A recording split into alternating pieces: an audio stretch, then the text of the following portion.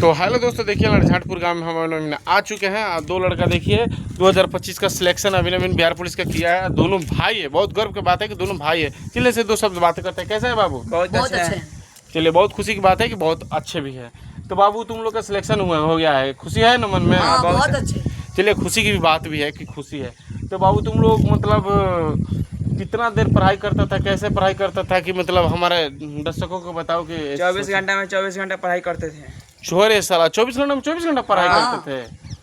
अरे लेटरिंग उटिंग नहीं जाता था का रे? लेटरिन नहीं जाते तभी ना 24 घंटा पढ़ते थे। अरे गजब बात है यार, बिना लेटरिंग के भी जाते हो, पढ़ाई करते हो। चलो उससे हमें क्या लेना देना है। तुम लोग का बैकग्राउंड मतलब क्या है, कैसे कि 24 घंटा में 24 घंटा पढ़ाई करते थे? क्या हुआ रे? कोई सपोर्ट करने वाले नहीं है, गिट्टी चला कर पढ़े हैं ना। अरे साला तो चुप।